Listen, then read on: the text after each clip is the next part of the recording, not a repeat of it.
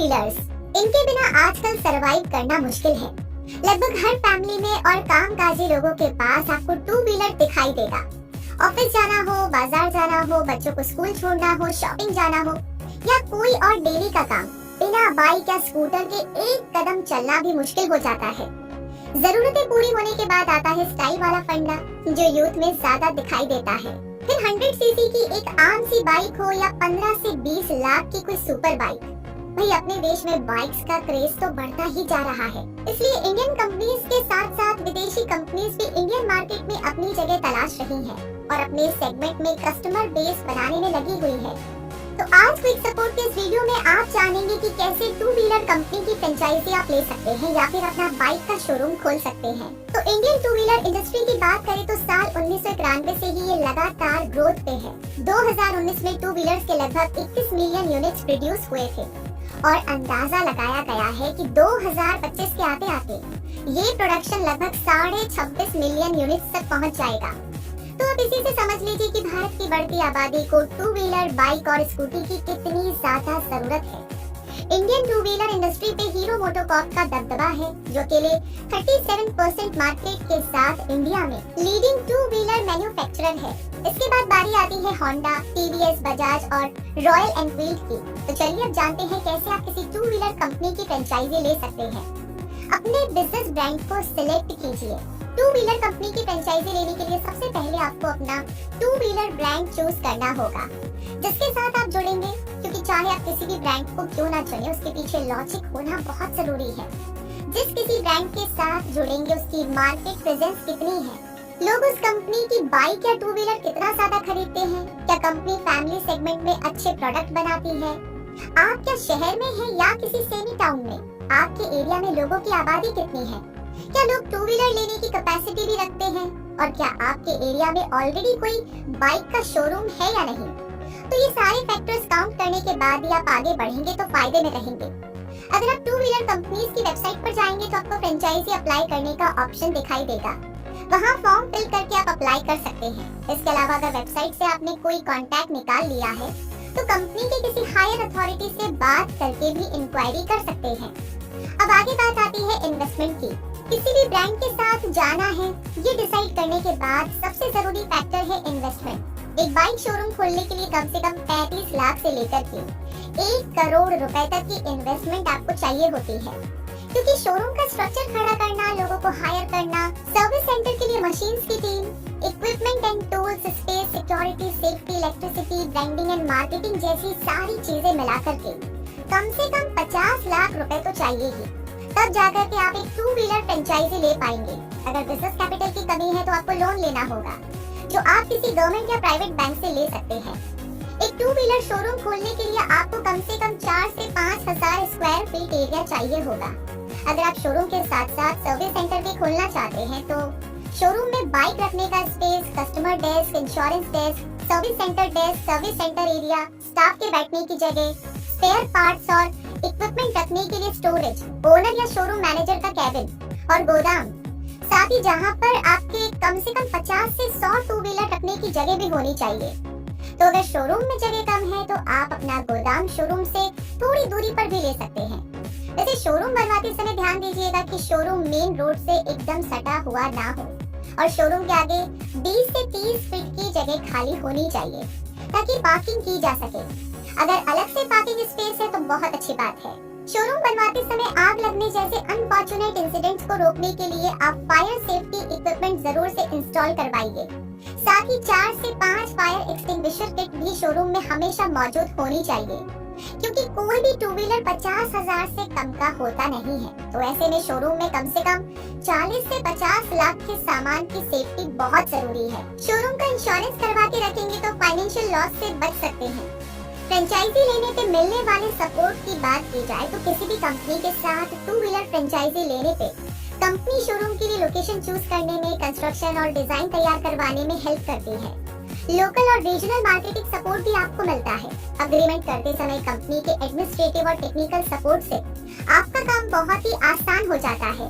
आपके crew members और mechanics को ट्रेनिंग भी दिलवाई जाती है। तो कुल मिलाकर के आपको आपका बिजनेस सेटअप करने में कंपनी पूरी तरह से गाइड करती है ताकि सभी चीजें इजीली एग्जीक्यूट हो जाए। पेपर वर्क की बात करें तो सबसे पहले आपको अपना ट्रेड लाइसेंस निकलवाना होगा, जिस नाम से आप अपना बिजनेस खोलना चाहते हैं।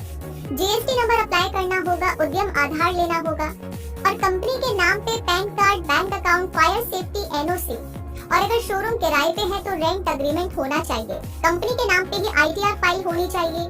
कंपनी का रजिस्ट्रेशन आप 1% कंपनी या पार्टनरशिप होने पे पार्टनरशिप फर्म के तौर पे कर सकते हैं। वैसे बात करें शोरूम चलाने के लिए जरूरी एम्प्लॉयज की, तो अगर आपकी फैमिली से कोई शोरूम में मैनेजर या हेड ऑफ बिजनेस की जिम्मेदारी ले तो बहुत ही अच्छा है। नहीं तो एक शोरूम मैनेजर तो होना चाहिए जो ओवरऑल ऑपरेशन देखेगा, जिसमें sales and marketing, branding, business growth, team management और सर्विस सेंटर भी इंक्लूड होगा। बाकी 3 लोग कस्टमर सपोर्ट और एक एम्प्लॉय 2 व्हीलर इंश्योरेंस के लिए, 5 से 6 लोग सर्विस सेंटर में, एक मार्केटिंग का बंदा अगर जरूरी पड़ा तो। देखा जाए तो 10 से 12 लोगों की टीम तो काफी है। एक 2 व्हीलर शोरूम चलाने में हमेशा क्वालिफाइड एम्प्लॉयज को रखिए ताकि वो भी अपनी जॉब में अपना 100% दे। आपके शोरूम से लोकल लेवल पे रोजगार मिलेगा लोगों को, तो आपकी इमेज भी अच्छी बनेगी। एम्प्लॉयज को ईयरली बोनस, हॉलीडेज और जरूरत पे फाइनेंशियल सपोर्ट देंगे तो वो आपके लॉयल बने रहेंगे। एक बार सब कुछ अरेंज हो जाए तो आप नारियल फोड़िए और अपना काम शुरू कीजिए। चलिए आगे जानते हैं कि हमें कस्टमर से अच्छे तरीके से डील कैसे करनी है, क्योंकि ये बहुत जरूरी है। अपना बिजनेस ऑपरेशन शुरू करने के बाद जब शोरूम में कस्टमर्स आए तो उनके साथ अच्छे से डील करना आपके बिजनेस को आगे बढ़ाएगा। अगर कस्टमर आप तक पहुंचा है तो उसे जरूर 2 व्हीलर लेनी है। अब ये आपके ऊपर है कि आप उसे अपने कस्टमर में कैसे कन्वर्ट करते हैं। सबसे पहले तो कस्टमर को अच्छे से सुनिए कि वो एग्जैक्टली चाहते क्या है। उनकी जरूरत समझकर उन्हें उनकी सेगमेंट में बेस्ट मॉडल दिखाइए। अगर कस्टमर कंफ्यूज है तो उसकी कंफ्यूजन को दूर करें और उसे ऑनेस्टली, ईमानदारी से सारी चीजें बताइए। अगर कोई मॉडल नहीं बिक रहा है तो उससे अपने कस्टमर को चिपकाने की गलती बिल्कुल ना करें। हर प्रोडक्ट का एडवांटेज और डिसएडवांटेज बताइए ताकि कस्टमर को डिसीजन लेने में आसानी हो। अगर कस्टमर किसी ऐसे मॉडल की डिमांड करता है जो नहीं है तो बुकिंग करने से पहले एडवांस ले लीजिए। कस्टमर जितना सेटिस्फाइड होकर जाएगा उतना आपके लिए बेहतर होगा। इसी के साथ एक बाइक शोरूम में हर रोज नए क्लाइंट्स आते जाते रहते हैं, तो ऐसे में उनके पेपर्स को संभाल कर रखें। मंथ वाइज और ईयर वाइज सभी डॉक्यूमेंट्स को मेंटेन करें और उन्हें सेफली रखें ताकि जरूरत पड़ने पे वो आपको आसानी से मिल जाए। और हो सके तो उनकी स्कैन कॉपी कंप्यूटर में सेव करके रखें। बिजनेस में कितना प्रॉफिट और लॉस हो रहा है उसे हर हफ्ते कैलकुलेट करें ताकि आपको पता चले कि बिजनेस का कौन सा बैंक फायदेमंद है और कौन सा लॉस दे रहा है। इससे आप डिसीजन ले पाएंगे कि शोरूम से जुड़ी उस चीज को कंटिन्यू करना है या नहीं। इससे आपका फोकस प्रॉफिटेबल चीजों पर जाएगा और आप उसी को आगे बढ़ाने में अपना कैपिटल और टाइम इन्वेस्ट कर पाएंगे। इसे ब्रांडिंग और मार्केटिंग की बात करें तो अगर आप इंडिया की कोई भी टॉप 3 या टॉप 5 2 व्हीलर कंपनी का शोरूम खोल रहे हैं तो लगभग ये सभी ब्रांड्स पॉपुलर हैं। उन्हें ब्रांडिंग या मार्केटिंग की जरूरत नहीं है, पर आपको है। अगर आपने अपने एरिया में पहला बाइक शोरूम खोला है तो local media, print ad, TV channels में एडवर्टाइज करवा सकते हैं। अगर कोई ऑफर लॉन्च कर रहे हैं तो ऑटो रिक्शा अनाउंसमेंट करवा सकते हैं। अपने सोशल मीडिया पेजेस बनवा लीजिए और जो भी आप सर्विसेज देते हैं उनके बारे में पोस्ट कीजिए। बाइक बिक रही है तो कस्टमर को हैंडओवर करते हुए ली गई फोटोज को अपलोड करें। कस्टमर्स का डेटाबेस मेंटेन करें और उन्हें उनकी सर्विसिंग का रिमाइंडर कॉल करें। उनके बर्थडेज, एनिवर्सरीज पर विश करें और प्रिविलेज्ड कस्टमर्स को गिफ्ट भी आप भिजवा सकते हैं। कस्टमर्स को हैप्पी रखने की ये सारी मार्केटिंग स्ट्रेटेजीज हैं। New year, Sankranti, Republic day, independence day और त्योहारों पे आप फ्री सर्विसिंग, डिस्काउंट या 2 व्हीलर की खरीदारी पे गिफ्ट्स ऑफर कर सकते हैं। अब स्पेयर पार्ट्स एंड एक्सेसरीज की बात करें तो अपने शोरूम में एक्सेसरीज, हेलमेट्स और स्पेयर पार्ट्स को जरूर रखें, क्योंकि अक्सर 2 व्हीलर लेने के बाद स्पेयर पार्ट्स ना मिलने पे कस्टमर्स को काफी दिक्कत होती है और उसे बाहर से मंगवाना पड़ता है। अपने कस्टमर्स को हमेशा ओरिजिनल स्पेयर पार्ट्स लगवाने को ही कहे। अगर कोई बाइक मॉडिफिकेशन की रिक्वेस्ट करे तो उसे साफ मना कर दीजिए, क्योंकि आरटीओ और ट्रांसपोर्ट मिनिस्ट्री की गाइडलाइंस के मुताबिक 2 व्हीलर को मॉडिफाई करना इलीगल होता है। अब बात करते हैं सेकंड हैंड बाइक्स के बिजनेस के बारे में।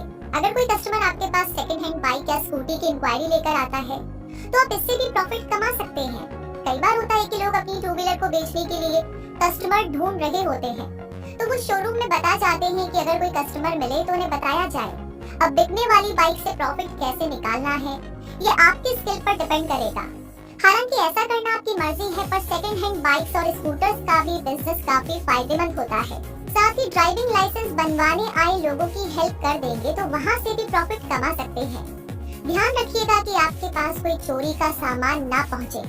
ऐसा होने पे पुलिस को इन्फॉर्म कीजिएगा और सेकंड हैंड टू व्हीलर को डील करते हुए उसके पेपर्स जरूर से चेक कीजिएगा। बिजनेस आपका ग्रो करने लगे तो आप धीरे धीरे मोटर व्हीकल इंडस्ट्री से जुड़ी हुई दूसरी चीजें शुरू कर सकते हैं, जैसे कार वॉश का business, tyre showroom, auto garage और कार डेकोरेशन का बिजनेस वगैरह है। उम्मीद करते हैं दोस्तों इस वीडियो से टू व्हीलर फ्रेंचाइजी खोलने को लेकर के आपका आइडिया क्लियर हो गया होगा।